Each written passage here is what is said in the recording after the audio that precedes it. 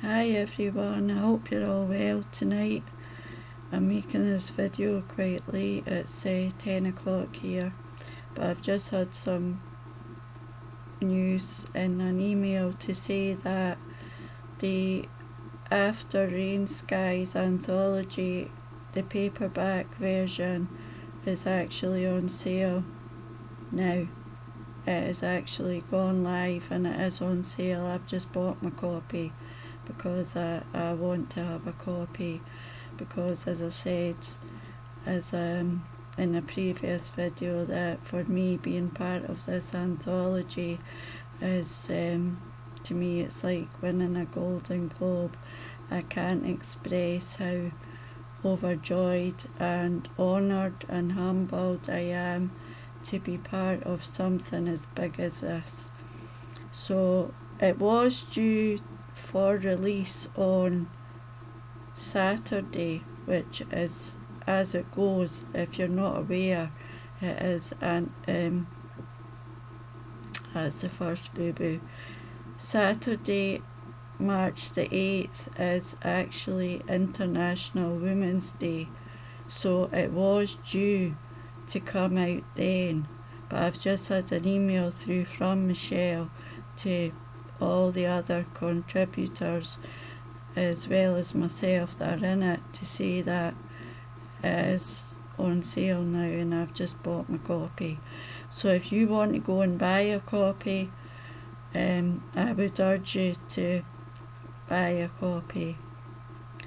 It's very important, you'll have heard me go on about it, and I will keep going. I don't go on about it in every video, but we have to, as I keep on saying, we can't forget how widespread it is, and it is not confined to domestic situations. I'm sure that each and every one of us at some point in our lives has come across abuse in some form or another, whether it be, it can happen anywhere and it can happen at any time, but when it happens over a long period of time, that is when it does the most damage, as we know. But it's not confined to a domestic situation between a man and his wife. It can happen in the workplace with your boss or a co-worker. It can happen in the playground, and sometimes it starts in the playground with children that bully other children, and then it progresses from there and it carries on into adulthood. So it is widespread, and myself and all the other contributors have done our best. I can't wait for this. I think it's arriving on Saturday. I can't wait to get my hands on this and to see all the other poems and prose that are in this book. There is, I think it's like 20 odd other people as well as myself that have been included in this book. I gave Michelle, I don't know how many poems I gave her, so I don't actually know which ones she chose to put in. I haven't a clue which ones she chose to put in, but they are ones that are not in any of my collections, obviously. So I just thought I would come on and give you a quick heads up about that. I don't want to run on with the video too long, because I'm quite apt to run on. What I also thought I would do is, today I thought, because I thought it was coming out, the Kindle version won't be out until Saturday, but the paperback is, and it is very reasonably priced, by the way. I think it's on sale cheaper than my paperback version. So it's less than £6, which I don't know if you're in the States how much that equates to. But today, what I thought I would do to coincide with it coming out, because I know that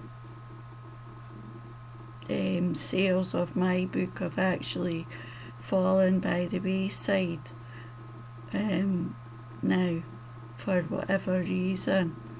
So I thought that what I would do is put Pieces of Me at a reduced price. So I think it's only in the UK that it's going to be on at 99 pence, but that's just the Kindle version, and it will be from Saturday right through until Friday. It will be on the Kindle version at 99 pence if you want to go and download a copy. And that's really about it, really. That's about it. I've not got any outstanding earth-shattering news to tell you. I've just checked my phone. It's 62 days till I go away. And I was trying on clothes the other night. Oh, what a performance! What a performance! Trying on clothes. And I know that when I go away, I usually take too much, and I never wear half of it, but I think that's a woman's thing. So yeah, I've just checked, it's 6, and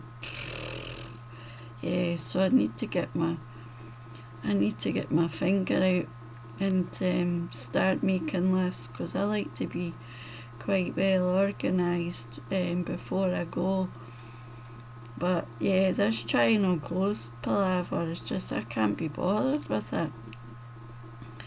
There was one or two dresses that, they were a bit too small, so yeah. But I haven't tried the top, like the t-shirts and that. I haven't. It was just dresses I was trying on. I went into Bernardo's today to see my boss that I used to work with, and that's the first time I've seen her in like 4 or 5 months. So yeah, we had a good catch up and a good blather, and obviously I came away with a pair of trousers, a dress which I'm going to take on holiday, and a pair of shoes. But I did say to my boss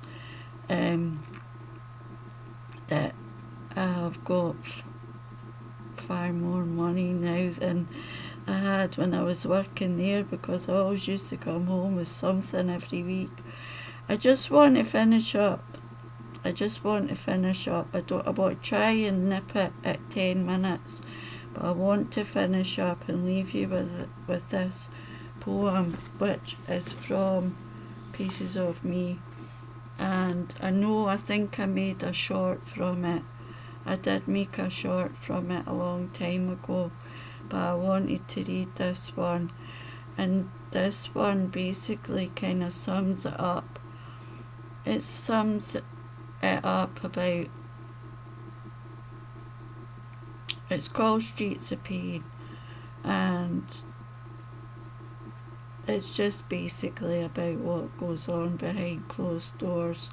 You never know what goes on behind closed doors, and sometimes you do know what's going on behind closed doors, but you don't know whether to do anything about it or not.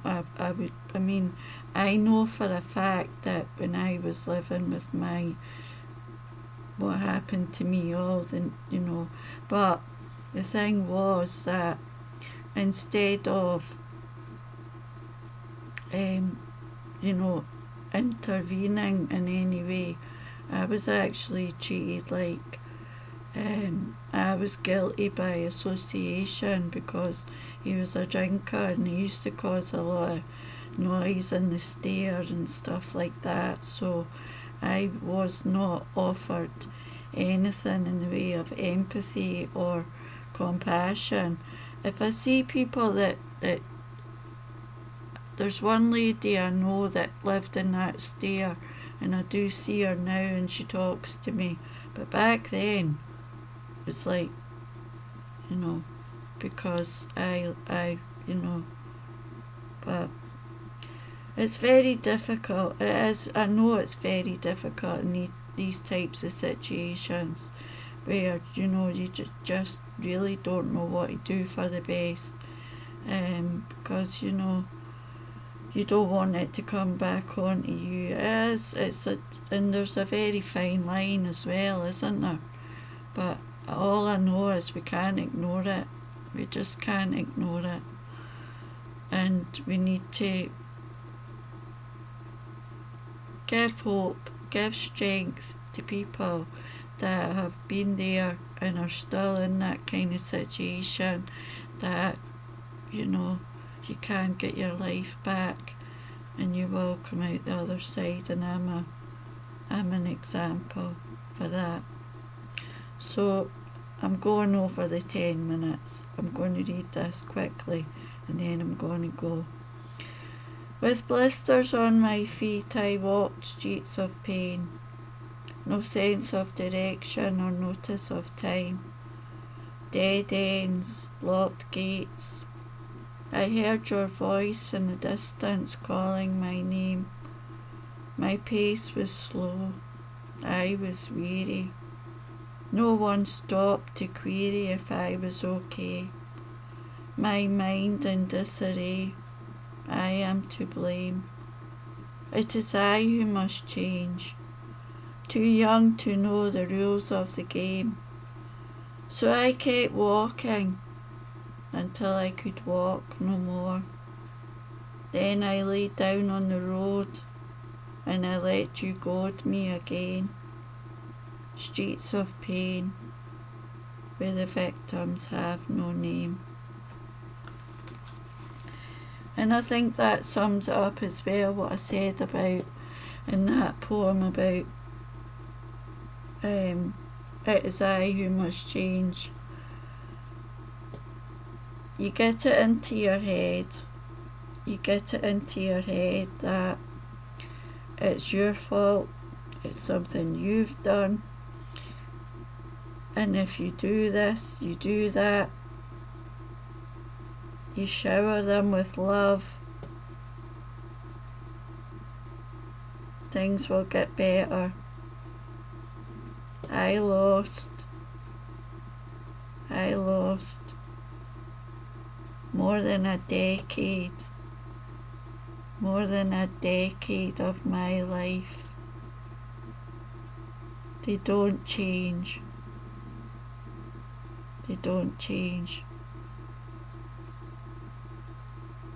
And this is, I'm sending this message out particularly to younger people.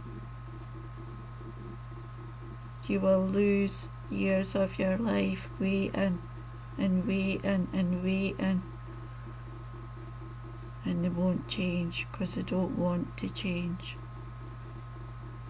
They don't want to change. Look out for the red flags. There's always red flags. And as soon as any of those red flags start waving, you go, you run. And love, I'm sorry, but love you have to take out of the equation. You have to take it out of the equation, or you will lose years of your life. Okay? I don't know when I'll be back. I'm not sure when I'll be back. I'm not not sure when I'll be back. I might make a wee short or something next week, but I know I used to come on and do all the deep and meaningful stuff, and but there's nothing. The poetry keeps me that busy these days. It takes up so much of my time that I haven't got really time to think about too much, to think about things or get worked up about anything, and I haven't cried in quite a while, maybe a couple of weeks ago, I don't know, but when I cry now, it's not like it was before when I was sobbing my heart out.